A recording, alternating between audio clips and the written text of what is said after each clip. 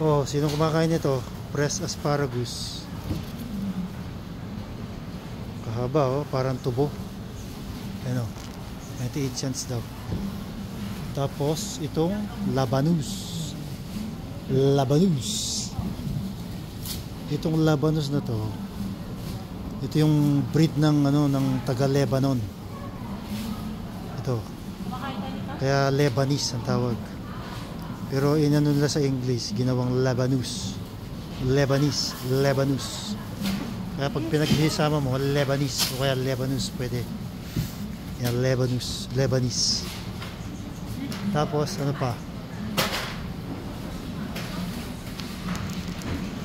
Tapos ito pala, kaya pala ito tinawag na mushroom.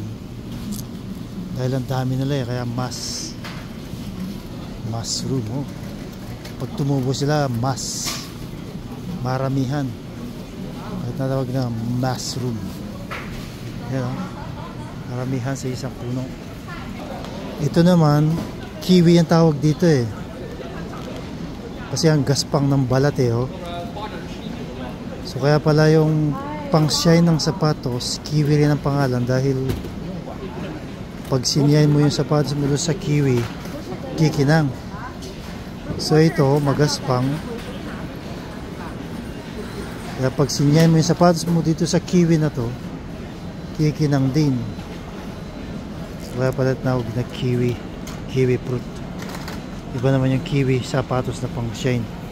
Pero pareho dahil ito kung tutusin pwede mo pang shine ng sapatos yung balat niya dahil magaspang. Ito naman oh, gabi o taro o gandus. Laki oh, parang malaki pa sa papaya eh. Hindi ko alam kung paano ipangalanan yan, pero tinatawag yan ng large taro eh. Laki oh, isang taro pa lang eh. Pwede nang ulamin ng buong pamilya. Tapos itong mga talong, ito yung normal na talong na size dyan sa Pilipinas. Pero pag kinumpara mo rito sa isa na pinaka na ube, tingnan mo ha, gano'n yung diferensya. Oh, maragul na, diba? Maragul siya oh. Oh, ang problema lang nito, hindi agad lumalambot. Hindi ka mukha nito in 5 minutes, malambot na yun eh. Pero ito matagal. Pero okay siyang lutuin. Ito isa ring klase ng labanus ito. Labanus. Masarap ito. Nilalagyan ng suka at asukal, bababad. Actually kasama ito sa mga siniserve ng mga Koreano pag nag-order ka sa restaurant. Nihiwa nila ng cube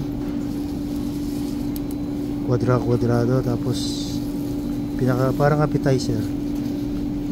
Ito labanus, masarap yan, although medyo mabaho. Parang oh, yung amoy ng labanus din pag nagsinigang ka, di ba? Akala mo may umutot to, may kumain eh, pero pag binuksan mo yung kasirola, nasa kasirola pala yung mabaho eh. Pero take note, yung amoy niya hindi yun ang lasa niya, masarap siya. Tsaka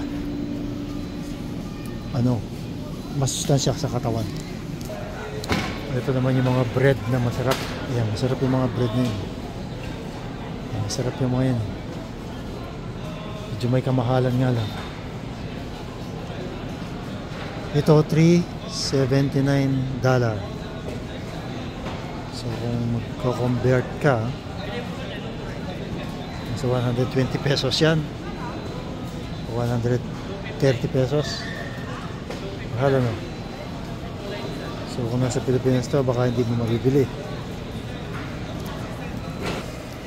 Ito yung pinakamagandang coconut milk dito sa Canada, sa Toronto. Ang alam ko, product of Thailand ito eh. Ayan, no?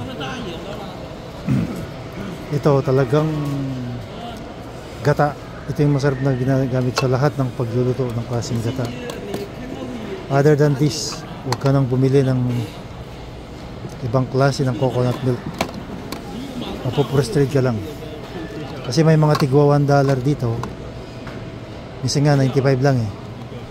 Pero doon sa makukuha mong gata niya o sabihin mo ng latik, kahit 1 cent lang, wala ka makukuha.